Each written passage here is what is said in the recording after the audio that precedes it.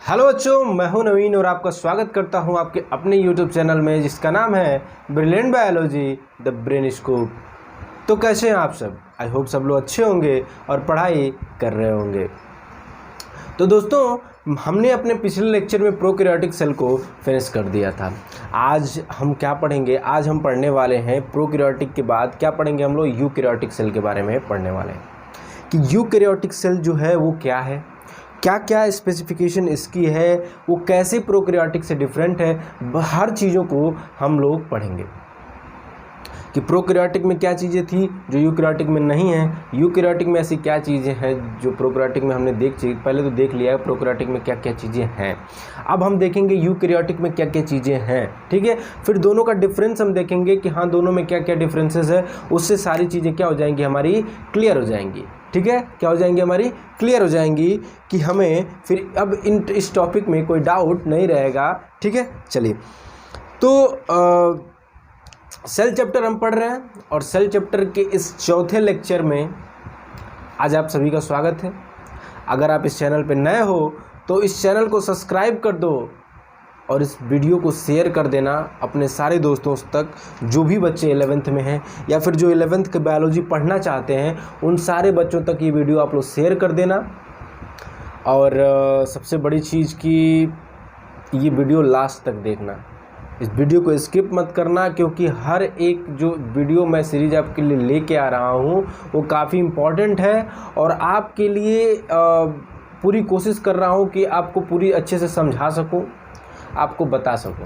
ठीक है, तो चलिए बिना देरी के शुरू करते हैं। आज कौन सा हम टॉपिक पढ़ने वाले हैं? हम लोग यूकैरियोटिक सेल के बारे में पढ़ने वाले हैं। यूकैरियोटिक सेल यानी कि हमारे जो सेल है, हम जो ह्यूमन बीइंग के सेल है या फिर जो और भी जो प्लांट्स हैं उनकी सेल जो है, या फिर जो भी ऐसे सेल जो प्रोकैरियोटिक के अलावा हैं जो कि यूकैरियोटिक्स में आती हैं, उनके बारे में हम आज स्टडी करने वाले हैं। चलिए, तो सबसे पहले बच्चों यूकैरियोटिक शुरू करने से पहले हमने पहले भी डिस्कस कर चुके हैं हम जो चीज़ कि यूकैरियोटिक सेल का मतलब क्या होता है। मैंने बता रखा है कि यू का मतलब क्या होता है, ट्रू। क्या होता है, ट्रू। एंड कैरियोटिक वर्ड कहाँ से लिया गया, कैरियन वर्ड से लिया गया है, जिसका मतलब क्या होता है, न्यूक्लियस। यानी कि न्यूक्लियस तो और सेल क्या हो गया, सेल। यानी कि ऐसा सेल जिसके पास ट्रू न्यूक्लियस हो, जिसके पास ट्रू न्यूक्लियस हो, उसको हम लोग क्या बोलते हैं, यूकैरियोटिक सेल बोलते हैं। यूकैरियोटिक सेल बोलते हैं। इस ट्रू को हम लोग और क्या लिख सकते हैं, ऑर्गेनाइज्ड बोल सकते हैं। ऑर्गेनाइज्ड न्यूक्लियस जिसके पास हो। और क्या बोल सकते हैं अगर सिंपल लैंग्वेज में समझे, कि ऐसा न्यूक्लियस जिसके पास क्या हो, न्यूक्लियर मेम्ब्रेन हो और वो वेल डेवलप्ड हो, उसको हम लोग क्या बोलेंगे, ऐसे सेल को हम लोग बोलेंगे यूकैरियोटिक सेल।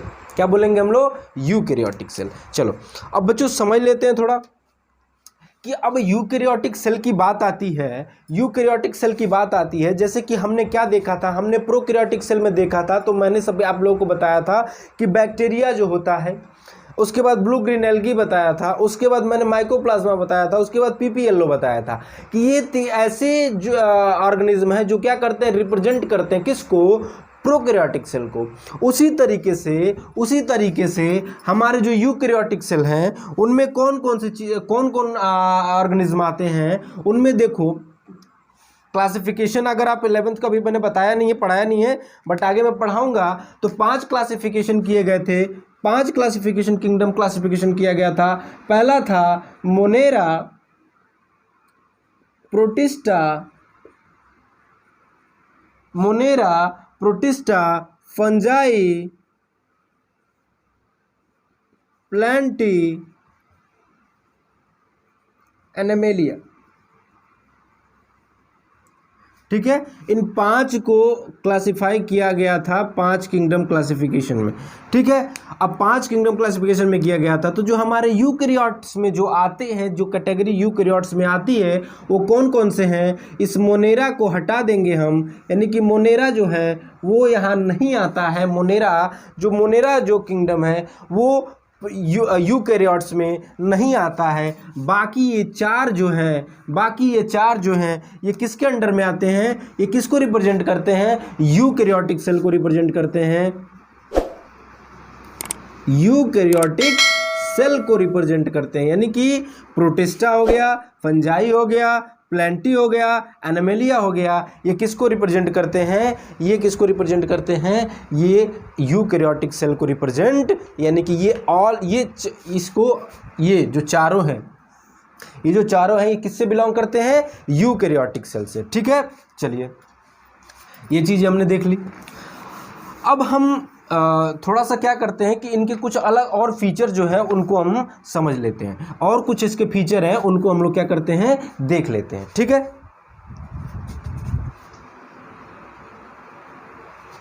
चलिए तो हम क्या करते हैं, कुछ अदर फीचर्स देख लेते हैं इनके। क्या करते हैं, कुछ अदर फीचर्स भी इनके हम देख लेते हैं। क्या करते हैं, अदर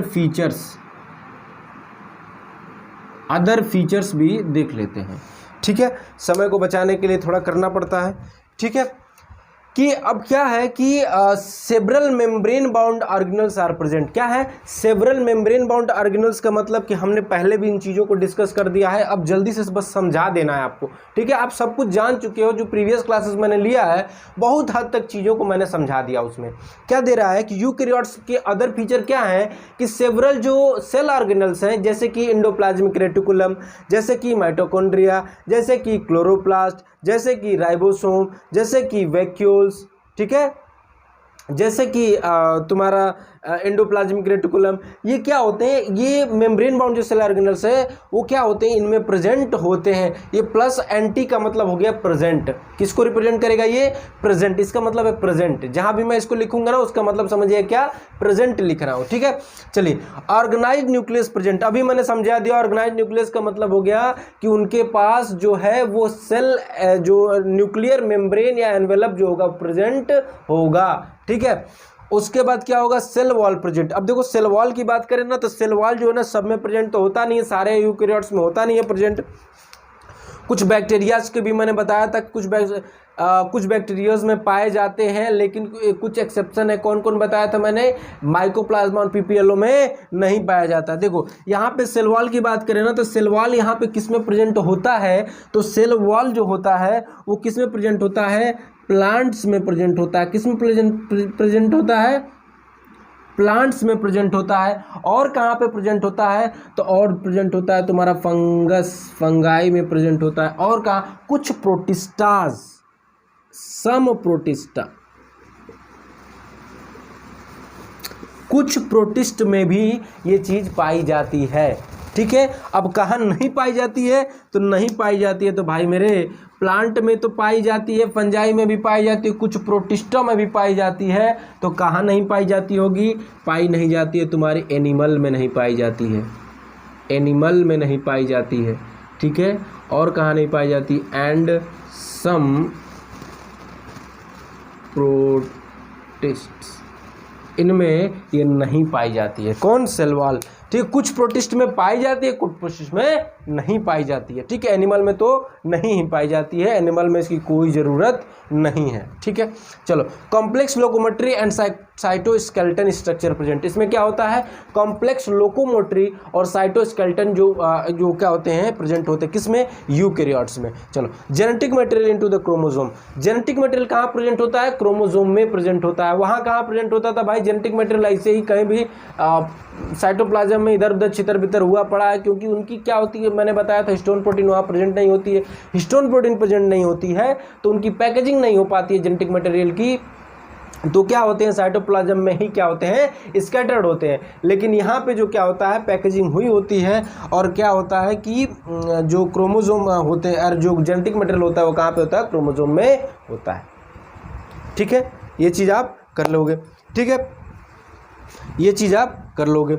अब इसको पढ़ने के बाद आप देखो कि जब यूकैरियोट सेल में आ रहे हो तो मेनली जो हमें पढ़ना है अभी, वो क्या पढ़ना है, हमें दो तरह के सेल के बारे में पढ़ना है। एक पढ़ना है हमें प्लांट सेल के बारे में, और दूसरा पढ़ना है किसके बारे में, एनिमल सेल के बारे में हमें पढ़ना है। क्या पढ़ना है, एनिमल सेल के बारे में पढ़ना है। तो अभी थोड़ी सी जनरल इंट्रोडक्शन हमने किसके बारे में देखा, एक जनरल इंट्रोडक्शन हमने किसके बारे में देखा, हमने जनरल इंट्रोडक्शन देखा यूकैरियोटिक सेल के बारे में। एक ओवरव्यू देखा हमने कि क्या हो गया होता है, क्या होता है, क्या होता है, क्या होता है, हमने क्या समझा। थोड़ा सा मैं एक रफली एक डायग्राम के थ्रू समझा देता हूँ, एक रफली डायग्राम के थ्रू समझा देता हूँ। जैसे कि मैंने बताया था आप लोगों को कि ये क्या हो गया, एक प्रोकैरियोटिक सेल हो गया, और ये हमने क्या ले लिया है कि यूकैरियोटिक सेल ले लिया। इसमें मैंने बताया था कि इसमें क्या चीज़ें प्रेजेंट होती हैं, क्या नहीं होती है। अंदर मैंने क्या बताया था आपको, ये मान लेते साइटोप्लाज्म की बात पहले करते हैं। केवल साइटोप्लाज्म में क्या होता है, साइटोप्लाज्म में क्या होता है। सेल वॉल मैंने बताया था यहाँ भी प्रेजेंट हो सकता है, कुछ में नहीं होता है। अब यहाँ मैंने साइटोप्लाज्म में बताया था आपको कि एक न्यूक्लियर जो होता है, न्यूक्लियस प्रेजेंट होता है जो कि अनऑर्गेनाइज होता है। यहाँ जो न्यूक्लियस प्रेजेंट होगा ना, वो क्या होगा, ऑर्गेनाइज न्यूक्लियस होगा। और डिफरेंट सेल ऑर्गेनल्स जो होंगे ना, इसमें क्या होंगे, प्रेजेंट होंगे। क्या होंगे, डिफरेंट सेल ऑर्गेनल्स इसमें जो होंगे क्या होंगे, प्रेजेंट होंगे। ठीक है, डिफरेंट सेल ऑर्गेनल प्रेजेंट होंगे। यहाँ कुछ, यहाँ इसका जेनेटिक मटेरियल जो होगा ना, वो बाहर प्रेजेंट होगा, ऐसे न्यूक्लियस के अंदर नहीं होगा। और क्या होगा, एक सर्कुलर डीएनए भी प्रेजेंट होगा, जिसको मैंने प्लाज्मिड के बारे में बताया था, जो कि किन्हीं किन्हीं ऑर्गेनिज्म में पाया जाता है। और प्लाज्मिड कुछ अलग फिनोटाइपिक कैरेक्टर को शो करता है। वो चीज़ मैंने बताया था कि क्या बताया था, उससे एंटीबायोटिक से रेजिस्टेंस क्रिएट करता है। चलो, अब हमने प्रोकैरियोटिक के बारे में, थोड़ा यूकैरियोटिक के बारे में देख लिया, समझ लिया, और इसको डिटेल पढ़ेंगे, सारे ऑर्गेनल्स पढ़ेंगे, पूरा एंडोस्केलेटन पढ़ेंगे, सब कुछ पढ़ेंगे हम लोग। ठीक है, लेकिन अब इसको तो हमने देख लिया, तो अब थोड़ा सा क्या करते हैं ना, हम लोग यूकैरियोटिक और प्रोकैरियोटिक सेल में डिफरेंस को समझ लेते हैं कि यूकैरियोटिक सेल और प्रोकैरियोटिक सेल में क्या डिफरेंस है। ठीक है, क्या डिफरेंस है। ठीक है, तो इनको हम समझ लेते हैं। तो चलिए हम क्या करते हैं कि समझ लेते हैं, हम थोड़ा सा जान लेते हैं कि क्या डिफरेंसेस हैं प्रोकैरियोटिक और यूकैरियोटिक में। हमने क्या कर लिया, ओवरव्यू एक देख लिया, प्रोकैरियोटिक का भी यूकैरियोटिक का भी देख लिया। लेकिन ये चीज़ें आपके एग्जाम में भी लिखने को आ सकती हैं, लेकिन आपको जानना भी है कि यहाँ डिफरेंस, जब चार्ट आप इसको समझ लोगे ना, तो काफ़ी चीज़ें क्या हो जाएंगी, आपकी क्लियर हो जाएंगी। ठीक है, थोड़ा समझ लेते हैं। अब देखिए, सेल साइज की बात करेंगे तो सेल साइज प्रोकैरियोटिक का क्या होता है, स्मॉल होता है। किसा होता है, स्मॉल साइज होती है इसकी। किसकी होती है, कैसी होती है, स्मॉल साइज होती है। कैसी साइज होती है इसकी, स्मॉल साइज होती है। कैसी साइज होती है इसकी, स्मॉल साइज होती है। ठीक है, कितनी होती है, 0.1 से लेके 5 माइक्रोमीटर तक होती है भाई साहब। ठीक है, इसकी बात करें तो इसकी क्या होती है, लार्ज होती है। इसकी लार्ज होती है, कितनी होती है, 5 से लेके 100 माइक्रोमीटर तक होती है। 5 से लेके 100 माइक्रोमीटर तक। न्यूक्लियस की बात करेंगे हम लोग, तो न्यूक्लियस की अगर बात करोगे तो ऑर्गेनाइज न्यूक्लियस क्या होता है, ऑर्गेनाइज न्यूक्लियस क्या होता है, यहाँ पे ऑर्गेनाइज न्यूक्लियस अब्सेंट होता है, और यहाँ ऑर्गेनाइज न्यूक्लियस क्या होता है, प्रेजेंट होता है। न्यूक्लियोलस की बात करोगे तो न्यूक्लियोलस भी यहाँ पे प्रेजेंट अब्सेंट होता है, और यहाँ पे प्रेजेंट होता है। अब बात करेंगे सेल वॉल की, तो सेल वॉल क्या होता है, सेल वॉल जो इसमें है, इसमें क्या होता है, किसका बना होता है, म्यूरेमिक एसिड का। किसका बना होता है, म्यूरेमिक एसिड का। ठीक है, किसका बना होता है, पॉजेस ऑफ म्यूरेमिक एसिड। ठीक है, लेकिन ये it does not possess muramic acid, it does not possess of muramic acid. ठीक है, डीएनए यहाँ पे क्या होता है, डीएनए यहाँ पे होता है तुम्हारा डबल स्टैंडर्ड, सर्कुलर, और कैसा होता है, नेकेड होता है। ठीक है, यहाँ पे क्या होता है, डबल स्टैंडर्ड यहाँ भी होता है, लेकिन क्या होता है, लीनियर होता है। और यहाँ पे हिस्टोन प्रेजेंट होता है, हिस्टोन प्रेजेंट होता है तो नेकेड नहीं होगा। ठीक है, मेम्ब्रेन बाउंड ऑर्गेनल्स क्या होते हैं, यहाँ पे एब्सेंट होते हैं, यहाँ पे प्रेजेंट होते हैं। राइबोसोम की बात करोगे तो यहाँ पे क्या होता है 70S राइबोसोम प्रेजेंट होता है, और यहाँ पे बात करोगे तो यहाँ पे 80S और 70S दोनों पाए जाते हैं। 70S कहाँ कहाँ पाए जाते हैं, 2 सेल ऑर्गेनल्स हैं जिनको हम लोग सेमी ऑटोनोमस ऑर्गेनल बोलते हैं। कौन कौन से, क्लोरोप्लास्ट एंड माइटोकॉन्ड्रिया। चलिए, प्रोटीन सिंथेसिस क्या होता है, प्रोटीन सिंथेसिस यहाँ पे क्या होता है, यहाँ पे जो प्रोटीन सिंथेसिस होता है ना, only in cytoplasm, only in cytoplasm, only in cytoplasm. और यहाँ पे जो होता है, यहाँ पे साइटोप्लाज्म में तो होता ही होता है, साइटोप्लाज्म में तो होता ही होता है। उसके अलावा एंडोप्लाज्मिक रेटिकुलम,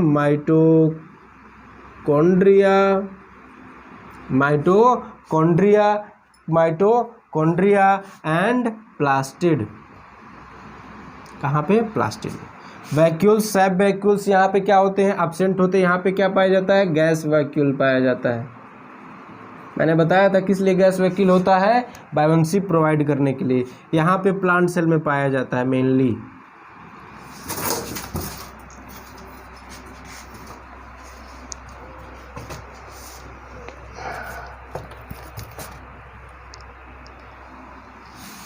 क्या होता है, यहाँ पे प्लांट सेल में मेनली पाया जाता है, प्लांट सेल में मेनली पाया जाता है। एनिमल में भी पाया जाता है लेकिन बहुत नाम उसका कोई वो नहीं। इसमें क्या होता है, इस प्लांट सेल में मेनली ये पाया जाता है। स्पिंडल अपरेटस जो होते हैं यहाँ पे एब्सेंट होते हैं, यहाँ पे प्रेजेंट होते हैं। एनवेलप कैसा होता है, एनवेलप जो प्रोकैरियोटिक में मैंने बताया था कि प्रोकैरियोटिक सेल होते हैं वो क्या होते हैं, सिंगल एनवेलप होता है। क्यों, क्योंकि उनमें मेम्ब्रेन बाउंड सेल ऑर्गेनल नहीं प्रेजेंट होते हैं। तो यहाँ पे क्या हो जाता है, 1 एनवेलप सिस्टम हो जाता है, और यहाँ पे क्या हो जाता है 2 एनवेलप। इसलिए क्यों हो जाता है, क्योंकि यहाँ पे membrane bound cell organelle present होते हैं। ठीक है, यहाँ पे साइटोप्लाज्मिक स्ट्रीमिंग जो होती है जिसको हम लोग साइक्लोसिस बोलते हैं, क्या बोलते हैं, साइक्लोसिस बोलते हैं। यहाँ पे साइक्लोसिस एब्सेंट होता है और यहाँ साइक्लोसिस प्रेजेंट होता है। इसके बारे में मैं आगे बताऊंगा। रिस्पायरेटरी एंजाइम जो होते हैं, रिस्पायरेटरी एंजाइम की बात करोगे तो रिस्पायरेटरी एंजाइम उसके क्या होते हैं, एसोसिएटेड विथ प्लाज्मा मेम्ब्रेन। और यहाँ पे क्या होते हैं, यहाँ पे क्या होता है, एसोसिएटेड विथ प्लाज्मा मेम्ब्रेन यहाँ पे प्रोकैरियोट्स में। एंड यहाँ पे क्या होता है, present in cytoplasm and mitochondria. ठीक है, तो ये देखो क्या हो गए, कुछ डिफरेंसेस हो गए जो किसमें, प्रोकैरियोट और यूकैरियोट्स में। और इस चार्ट के माध्यम से आप देख रहे होगे कि आपको जो चीज़ें, सारी चीज़ें क्या हो रही होंगी प्रोकैरियोट और यूकैरियोट में, एक क्लैरिटी आपको समझ में आ रही होगी कि हाँ ये क्लैरिटी है। ठीक है, अब हम क्या करेंगे, अब हम लोग बढ़ेंगे इसके आगे, और इसके आगे बढ़ेंगे। इसको आप लोग पहले लिख लो, इसको लिख लो पहले।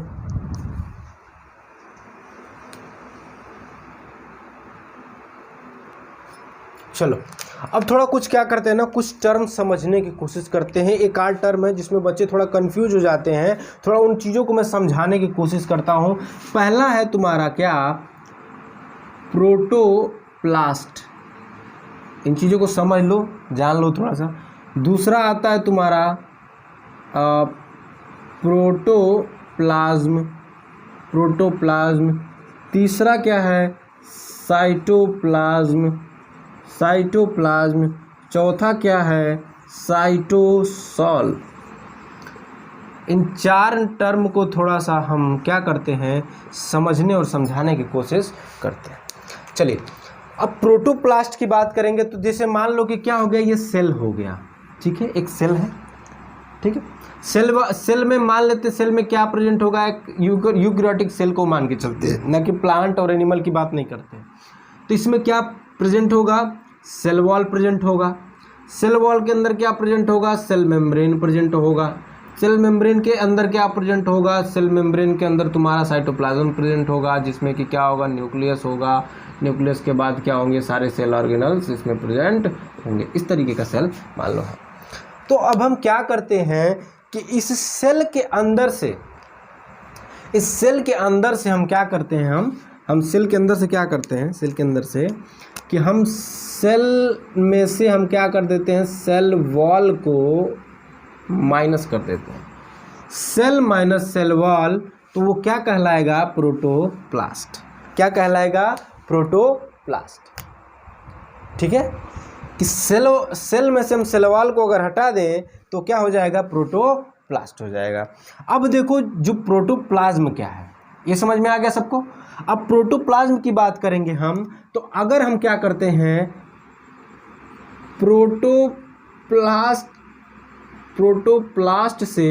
प्रोटोप्लास्ट से हम क्या करेंगे, नॉन लिविंग मटेरियल को हटा देते हैं। नॉन लिविंग जितने भी मटेरियल हैं अगर उनको हम हटा देते हैं तो क्या हमारे पास बचेगा, प्रोटोप्लाज्म बचेगा। क्या बचेगा, प्रोटोप्लाज्म। इट मीन्स दैट कि प्रोटोप्लाज्म जो है वो क्या होता है, लिविंग होता है। क्या होता है, लिविंग होता है। क्या होता है, लिविंग होता है। ठीक है, अब क्या आया, अगला क्या है, साइटोप्लाज्म। साइटोप्लाज्म क्या है, साइटोप्लाज्म है कि साइटोप्लाज्म क्या है, साइटोप्लाज्म है तुम्हारा प्रोटोप्लाज्म माइनस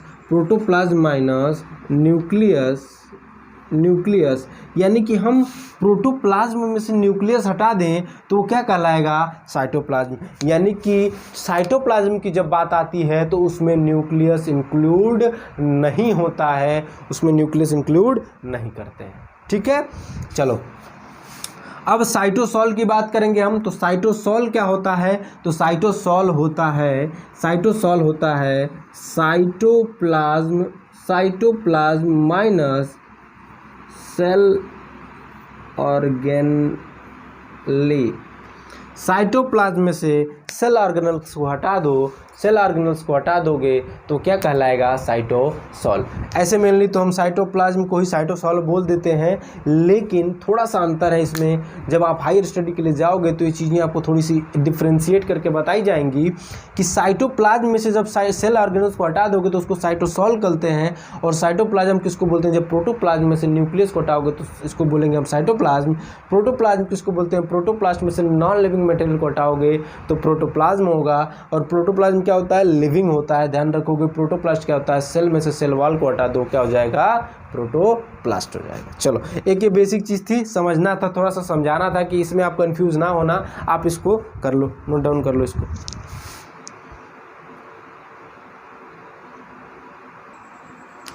तो चलिए, हमने क्या देखा, हमने प्रोकैरियोटिक और यूकैरियोटिक के डिफरेंस को समझ लिया। अब हम क्या करते हैं कि अगला इसका टॉपिक जो है, जो एनसीईआरटी करती है, उसको हम लोग क्या पढ़ लेते हैं। अगला जो है सेल वॉल एंड सेल और प्लाज्मा मेम्ब्रेन। सेल वॉल और सेल मेम्ब्रेन के बारे में हम पढ़ लेते हैं। तो सबसे पहले किसको पढ़ रहे हैं, सेल वॉल, सेल मेम्ब्रेन, किसी को भी हम पढ़ लेते हैं। चलो पहले सेल वॉल से स्टार्ट कर देते हैं, ठीक है। सेल मेम्ब्रेन थोड़ी देर में पढ़ लेंगे, ठीक है, ठीक है। चलो, तो सेल वॉल को थोड़ा सा गहराई में पढ़ेंगे। अब अभी तो हमने देखा कि कहाँ प्रेजेंट है, कहाँ नहीं प्रेजेंट है, कैसा है, किस चीज़ का बना है, ये सब देखा। थोड़ा सा इसको डीप में पढ़ने की कोशिश करते हैं। चलिए करा जाए, इसको थोड़ा सा पढ़ लिया जाए। सेल वॉल के बारे में पढ़ लिया जाए। चलो, तो सेल वॉल जो होता है ना, मेनली देखो कि क्या है कि सेल वॉल जो है ना, वो मेनली कहाँ देखा जाएगा, प्रेजेंट की बात करेंगे हम लोग तो कहाँ प्रेजेंट होता है, कहाँ प्रेजेंट होता है, प्लांट में प्रेजेंट होता है। कहाँ प्रेजेंट होता है, प्लांट में प्रेजेंट होता है। और कहाँ प्रेजेंट होता है, फंजाई, ठीक है। तो प्लांट और फंजाई जो है ना, वो सेल वॉल तो वहाँ प्रेजेंट होगा ही होगा। क्या होगा, प्रेजेंट होगा ही होगा। दूसरी चीज़ क्या है, सेल वॉल जो होता है ना, एक क्या है, रिजिड कवरिंग है। कैसा है ये, रिजिड कवरिंग है, रिजिड कवरिंग है। कैसी कवरिंग है ये? रिजिड कवरिंग है, जो कहाँ प्रेजेंट होती है? आउटर साइड में प्रेजेंट होती है। आउटर रिजिड कवरिंग इसको बोलते हैं हम लोग, क्या बोलते हैं? आउटर कवरिंग है ये, और रिजिड होती है। कैसी होती है? रिजिड होती है, ठीक है, रिजिड होती है। किसके बाहर होती है? Outer to the plasma, outer to the plasma membrane. किसके? Outer to the plasma membrane. कौन प्रेजेंट होती है? Cell wall. सेल वॉल कहाँ प्रेजेंट होती है? अगर प्लाज्मा मेम्ब्रेन, तो सेल वॉल उसके बाहर की तरफ प्रेजेंट होगी, उसके अंदर प्रेजेंट नहीं होती है। तो समझ में आ गया? इतना समझ में आ गया? कभी सेल वॉल प्रेजेंट होगी तो कहाँ प्रेजेंट होगी? Outer to the cell membrane present होगी। चलो अगला पॉइंट ये कहता है, अगला पॉइंट कि अगला पॉइंट में हम क्या पढ़ेंगे? अगला पॉइंट है कि ये चीज़ सेल वॉल जो होती है वो कैसी होती है? सेल वॉल जो होती है वो नॉन लिविंग होती है। कैसी होती है? नॉन लिविंग स्ट्रक्चर होती है, नॉन लिविंग स्ट्रक्चर होती है। चलो अब देखो सेल वॉल के हम क्या करते हैं कि सेल वॉल जो होता है ना, इसकी कंपोजिशन जो क्या होती है? वेरी करती है। क्या होती है इसकी कंपोजिशन? क्या करती है? वेरी करती है। कंपोजिशन वेरी करने का मतलब क्या है? कंपोजिशन वेरी करने का मतलब ये है कि हमने देखो थोड़ा सा हम क्या करते हैं, ऐसे कर लेते हैं, बैक्टीरिया मान लेते हैं, और क्या है? बैक्टीरिया के अलावा क्या है? फंगस है, फंगस देख लेते हैं, फंगस देख लेते हैं, और क्या यहाँ पे हम देख लेते हैं, चलो एल्गी के बारे में भी देख लेते हैं। क्या करते हैं? एल्गी के बारे में भी देख लेते हैं। चलो और किसके बारे में देख लेते हैं? हम प्लांट के बारे में देख लेते हैं, प्लांट सेल्स के बारे में, ठीक है, ठीक है, सबके बारे में देख लेते हैं। तो हमने इसको पढ़ा था कि बैक्टीरिया का जो सेल वॉल होता है वो किसका बना होता है? मैंने कंपोजिशन बताया, वेरी करता है कंपोजिशन सेल वॉल का। ऐसा नहीं है कि सेल वॉल एक ही मटेरियल का बना हुआ है, वो वेरी नहीं करेगा। सेल वॉल का कंपोजिशन क्या करता है? वेरी करता है। चलो इसका हमने बताया था, क्या बताया था?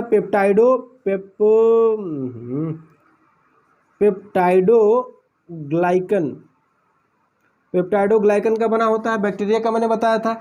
फंगस की बात करेंगे, एल्गी की बात करेंगे, और प्लांट सेल की बात करेंगे। फंगस में जो क्या प्रेजेंट होता है, क्या जो फंगस में प्रेजेंट होता है वो किसका बना होता है? काइटिन का बना होता है। क्या होता है? काइटिन का बना होता है। और काइटिन किसका पॉलीमर है? बताना, काइटिन किसका पॉलीमर है? कमेंट सेक्शन में बताना अगर पता होगा तो।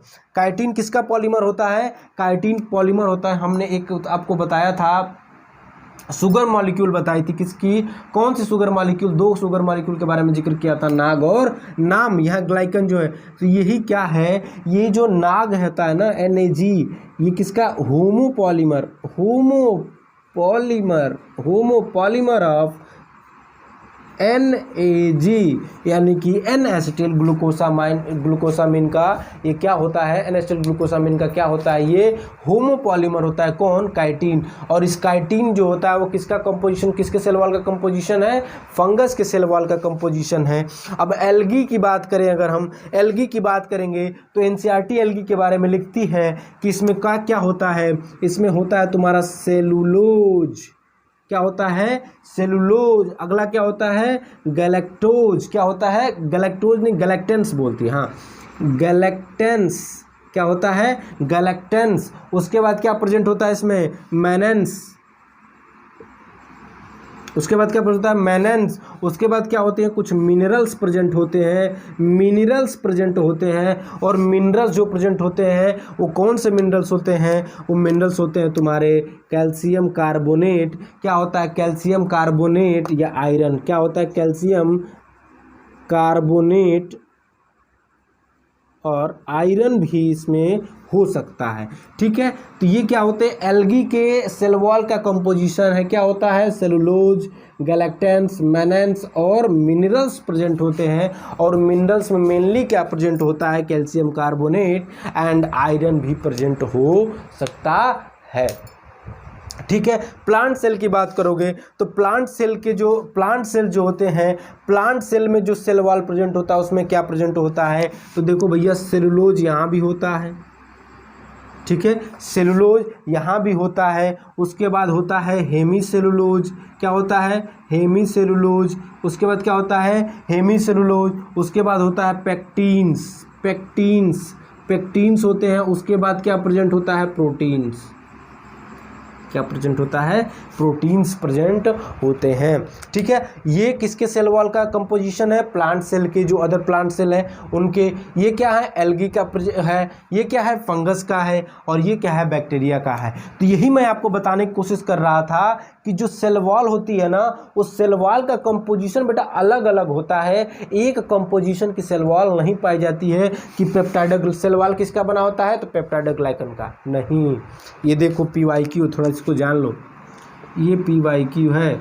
ठीक है, ये कई बार पूछा गया है कि एल्गी का जो सेल वॉल है वो किससे बना होता है, तो किससे बना होता है, काइटिन से बना होता है। किससे बना होता है, काइटिन से। और वो किसका होप पॉलीमर है, तो it is the homopolymer of the N-acetyl glucosamine. इनके बारे में भी पता कर देख लेना है कि सेलुलोज प्रेजेंट होता है, गैलेक्टेंस, balance and mineral, cellulose, hemicellulose, pectin और प्रोटीन। ये भी पूछ सकता है। कौन सा मिनरल प्रेजेंट होता है, तो कैल्शियम कार्बोनेट मेनली प्रेजेंट होता है। ये बैक्टीरिया का बता दिए, पेप्टाइड ग्लाइकन ये भी पूछा जाता। ठीक है, ठीक हो गया, इतना हो गया। चलो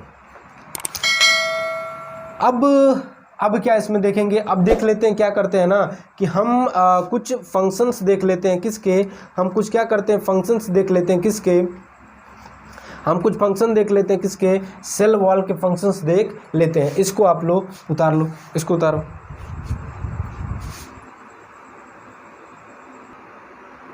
अब देखो, हम फंक्शन की बात कर रहे थे, तो फंक्शंस में हम क्या देख लेंगे कि जो सेल वॉल के फंक्शन कुछ इंपॉर्टेंट है।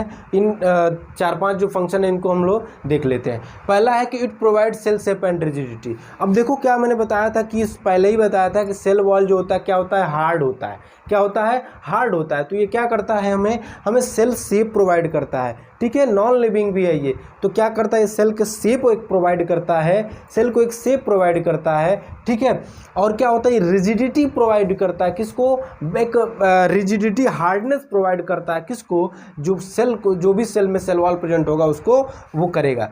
Protect from the cell from mechanical injury, और इसी को एनसीईआरटी लिख देती है मैकेनिकल डैमेज। क्या लिख देती है, मैकेनिकल डैमेज लिख देती है, mechanical damage. Protect cell from mechanical damage और injury and from the attack of pathogens, और इस अटैक ऑफ पैथोजेंस को लिख देती है इन्फेक्शन। क्या है, और किससे प्रोटेक्ट करता है, इन्फेक्शन से प्रोटेक्ट करता है, इन्फेक्शन नहीं होने देता, यानी कि पैथोजेंस का अटैक नहीं होने देता है सेल पे। ठीक है, अगला help in the cell to cell interaction. क्या होता है कि ये सेल टू सेल इंटरेक्शन करने में हेल्प करता है कि एक सेल से दूसरा सेल जो है वो इंटरेक्ट रहे। ठीक है, उसमें भी ये काफ़ी हेल्प करता है। वो आगे प्लाज्मोडेस्माटा हम समझेंगे। ठीक है, प्लाज्मोडेस्माटा के थ्रू होता है ये। ठीक है, counter act the osmotic pressure. ये क्या करता है, ऑस्मोटिक प्रेशर को भी काउंटर एक्ट करता है। क्या करता है, काउंटर एक्ट करता है, किसको, ऑस्मोटिक प्रेशर को। ठीक है, यानी देखो ऑस्मोटिक प्रेशर को काउंटर एक्ट करने का मतलब ये हो गया ना कि जैसे मान लो क्या हो गया कि हमने एक लेक्चर में आपको समझाया था थोड़ा सा कि अगर कोई भी सेल को अगर हम क्या कर देते हैं, हम डिप कर देते हैं, मान लेते हैं हाइपोटोनिक सोल्यूशन में, तो क्या होगा कि उसको ब्रस्ट हो जाना चाहिए। लेकिन यही सेल वॉल जो होता है ना, उसको क्या करता है, उससे बचाने का काम करता है। कौन करता है, सेल वॉल ही करता है। ठीक है, provide barrier to the undesirable molecule. अब ये क्या करता है कि अनडिजायरेबल मॉलिक्यूल को वो क्या कर देता है, बैरियर कर देता है, वो आने नहीं देता है, किसमें, सेल के अंदर आने नहीं देता है। कौन, सेल वॉल जो प्रेजेंट होता है। ठीक है, सेल वॉल अनडिजायरेबल सब्सटेंस को आने नहीं देता है। ठीक है, समझ में आया सबको, आसान है, कुछ है नहीं। ठीक है, ये चीज़ें आप लोगों को समझ गए होंगे। ठीक है, अब चलिए आगे समझेंगे इसको। इतना आप लोग पहले लिख लो हैं कि अब हमने सेल वॉल के फंक्शन को देख लिया है। ठीक है, अब हम क्या करते हैं, सेल वॉल को थोड़ा सा समझ लेते हैं, उसकी स्ट्रक्चर को समझ लेते हैं कि जो सेल वॉल होता है वो किस तरीके से बना होता है, क्या होता है उसका, किस तरीके से उसका जो लेयर्स कितनी होती हैं, क्या होता है, सब कुछ समझेंगे। ठीक है, चलो, तो क्या होता है कि जो सेल वॉल जो होता है ना, वो क्या होता है कि 3 लेयर मेनली होती हैं उसकी। क्या होती हैं, 3 लेयर या बोल सकते हैं, या फिर 3 तरह के से 3 उसकी लेयर ही समझो कि लेयर 3 लेयर हो सकती हैं। कैसे कि देखो क्या होता है ना, जो पहला लेयर जो एनसीईआरटी लिखती है वो क्या होता है, उसको बोलते हैं हम लोग क्या, मिडिल लैमेली। ठीक है, क्या बोलते हैं, मिडिल लैमेली। उसके बाद जो बोलते हैं उसको क्या बोलते हैं हम लोग, प्राइमरी सेल वॉल। और दूसरा जो होता है उसको क्या बोलते हैं हम लोग, सेकेंडरी सेल वॉल। ठीक है, सेकेंडरी सेल वॉल बोलते हैं। अब थोड़ा हम समझने की बात कोशिश करते हैं कि ये क्या है, मिडिल लैमेली क्या है, प्राइमरी सेल वॉल क्या है और सेकेंडरी सेल वॉल क्या है।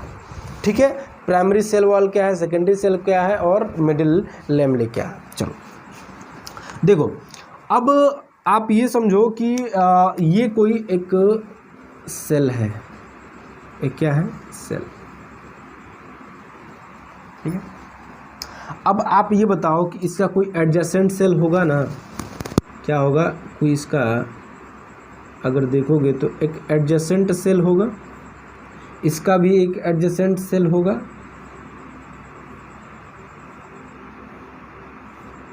ठीक है, तो अब आप ये देखो कि ये जो प्रेजेंट है ना बीच में, ये देखो जो इनको क्या कर रही है,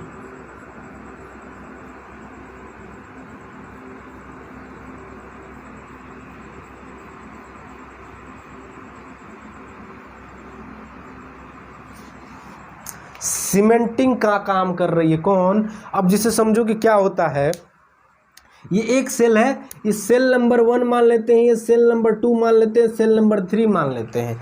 अब आप ये बताओ कि अगर आपके घर में 3 कमरे हैं और तीनों कमरे लाइन से हैं, ठीक है, तीनों कमरे लाइन से हैं या फिर सटे हुए हैं तीनों कमरे, तो ये बताओ कि क्या आप इतना तो आप समझ रहे होगे कि अगर अगर मान लो 2 कमरे को लेके समझो कि अगर 2 कमरा है, ऐसे है कि कमरा नंबर 1 और कमरा नंबर 2, ये कमरा नंबर 1 है, कमरा नंबर 2 है। अब आप यहाँ पे एक चीज़ देख रहे हो कि ये जो वॉल है ना, ये जो वॉल है इन दोनों में क्या कर रही है, कॉमन है, और ये क्या कर रही है, सीमेंटिंग का काम कर रही है, दोनों को क्या कर रहे हैं, सेपरेट करने का काम कर रही है।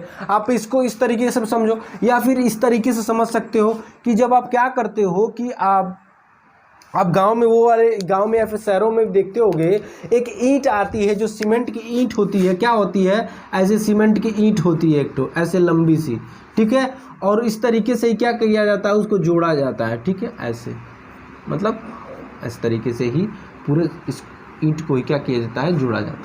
पूरे रोड पे इस तरीके से वो क्या कर दिया जाता है, सीमेंट वाली ईंट होती है, उससे क्या किया जाता है, वो किया जाता है। तो अब यहाँ पे क्या करते हैं ना, जो देखोगे ना, जब इस रोड को बनाया जाता है इससे, तो बीच में क्या किया जाता है, बालू भरा जाता है, और बालू भर के क्या किया जाता है, इन दोनों को क्या कर दिया जाता है, एक जोड़ दिया जाता है। उसी तरीके से समझने की कोशिश करो कि ये जो क्या है, कि जो सेल है ना, जो सेल है ये सेल जो है, इनमें जो सेल वॉल हम पढ़ रहे हैं अभी, ठीक है, तो क्या होता है ना कि इनमें अब क्या होता है, मिडिल लैमेला होता है। क्या होता है, मिडिल लैमेला होता है, जो क्या करता है, सीमेंटिंग का काम करता है एडजेसेंट सेल से।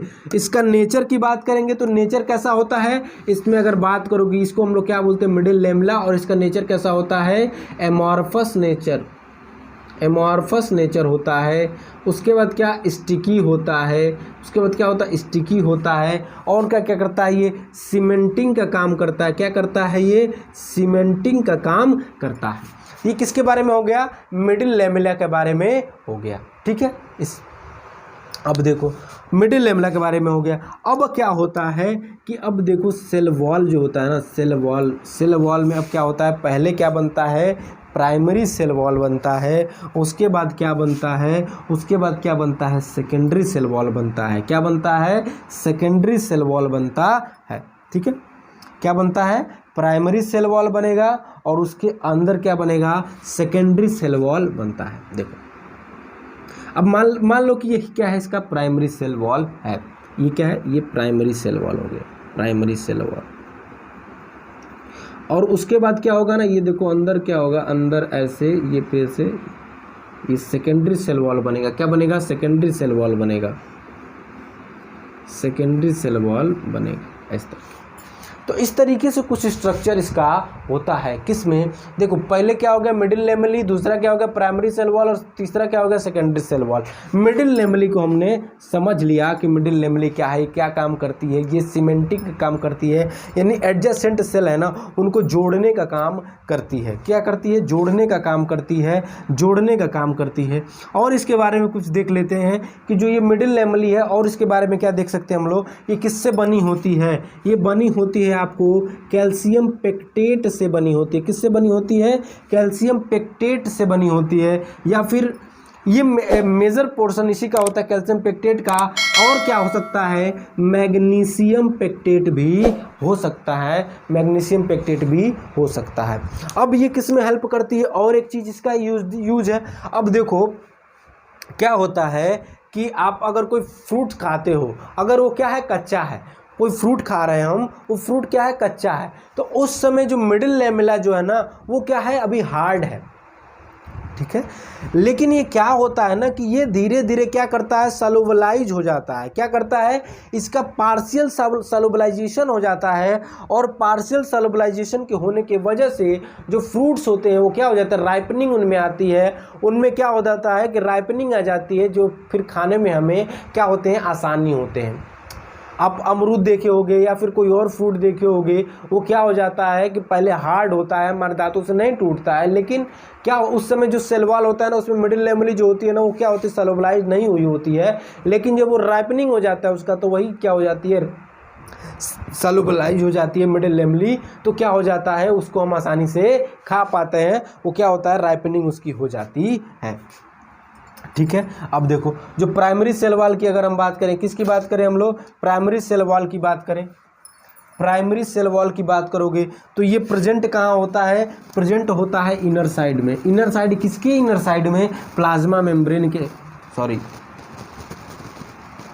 मिडिल लेमली के, सॉरी यार, हाँ देखो ये क्या है, ये क्या है, ये यही इसी को तो मैंने बताया क्या प्राइमरी सेल वॉल बताया, और इसको मिडिल लेमली बताया। तो ये कहाँ प्रेजेंट होता है, present inner to the middle लेमली।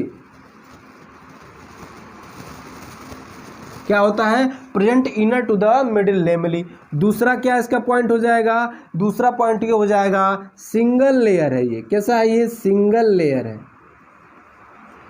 तीसरा पॉइंट क्या हो जाएगा, सिंगल लेयर है तो कैसा हो जाएगा, ये थिन हो जाएगा। कैसा हो जाएगा, ये थिन हो जाएगा, यानी कि इसके जो थिकनेस होती है वो कितनी होती है 0.1 से लेके 3 माइक्रोमीटर। क्या होती है 0.1 से लेके 3 माइक्रोमीटर होती है। कैपेबल ऑफ एक्सटेंशन, क्या होती है एक्सटेंशन में कैपेबल होती है। इलास्टिसिटी समझो, एक्सटेंशन पॉसिबल है यहाँ। एक्सटेंशन पॉसिबल का मतलब क्या हो गया, इलास्टिसिटी प्रेजेंट है, इलास्टिसिटी प्रेजेंट है इसमें। अदर क्या हो जाएगा, अदर क्या हो जाएगा, प्रेजेंट इन यंग प्लांट्स। ये क्या होते हैं, यंग प्लांट्स में ये प्रेजेंट होते हैं, यंग प्लांट्स में प्रेजेंट होते हैं। यंग प्लांट्स का मतलब जो प्लांटलेट्स होते हैं, जो अभी ऐसे प्लांट्स जो अभी क्या है अभी न्यू प्लांट्स हैं, उनमें ये प्रेजेंट होता है, ठीक है। अब इसमें एक और चीज़ क्या है, इसमें सेलुलोज का कंटेंट जो होता है ना, सेलुलोज का कंटेंट जो होता है, सेलुलोज फाइबर जो होते हैं ना वो क्या होते हैं, कम होते हैं। क्या होते हैं, कम होते हैं। सेलुलोज फाइबर बहुत ज़्यादा नहीं होते हैं। इलास्टिसिटी मैंने बताया, इलास्टिसिटी इसकी ज़्यादा होती है, ठीक है। ये किसके बारे में हो गया, जो होता है ये प्राइमरी सेल वॉल के बारे में। किस में प्रेजेंट होता है, जो न्यू प्लांट्स होते हैं ना वो न्यू प्लांट्स में ये प्रेजेंट होते हैं। आप देखोगे तुम कि जो न्यू प्लांट्स होते हैं उनकी अगर तुम वॉल को देखोगे तो वो क्या होता है ना काफ़ी सॉफ्ट होता है, लेकिन वही जब बड़े हो जाते हैं, जो डेवलप्ड हो जाते हैं, तो वही चीज़ें क्या हो जाती हैं, हार्ड हो जाती हैं। तो हार्ड होने से मतलब ये है, हार्ड होने से मतलब ये होता है ये तो प्राइमरी सेल वॉल है। जो हार्ड पोर्शन होता है वो प्राइमरी सेल वॉल ना होकर क्या होता है, सेकेंडरी सेल वॉल होता है। इसको आप लोग लिख लियोगे, सेकेंडरी सेल वॉल होता है। चलो उस सेकेंडरी सेल वॉल को देख लेते हैं, सेकेंडरी सेल वॉल को देख लेते हैं। लेक्चर लंबा हो गया है थोड़ा, इसलिए हम प्लाज्मा मेम्ब्रेन नेक्स्ट लेक्चर में पढ़ेंगे। अभी सेल मेम्ब्रेन तक इसको हम सीमित रखेंगे। चलो, सेकेंडरी सेल वॉल का मतलब हो गया। सेकेंडरी सेल वॉल का क्या होता है? सेकेंडरी सेल वॉल ये होता है कि जब क्या होता है कि ये इनर टू द किसके, अब ये जो होते हैं सेकेंडरी सेल वॉल, ये इसके भी अंदर होते हैं। किसके? इसके भी अंदर होते हैं। जैसे कि अब इसको क्या बोलते हैं? Inner to the primary cell wall, primary cell wall. और ये क्या होता है? 3 लेयर्ड होता है। कैसा होता है? 3 लेयर्ड होता है। 3 लेयर्ड होता है तो क्या हो जाएगा? थिक होगा। क्या होगा? थिक होगा। थिक होने का मतलब कि ये किसकी क्या हो जाएगी? इसमें करीब मान के चलो 3 से लेके 10 माइक्रोमीटर होता है। ये 3 लेयर्ड होती है। कैसी होती है? 3 लेयर्ड होती है। उसके बाद प्लाज्मा मेम्ब्रेन पाया जाता है।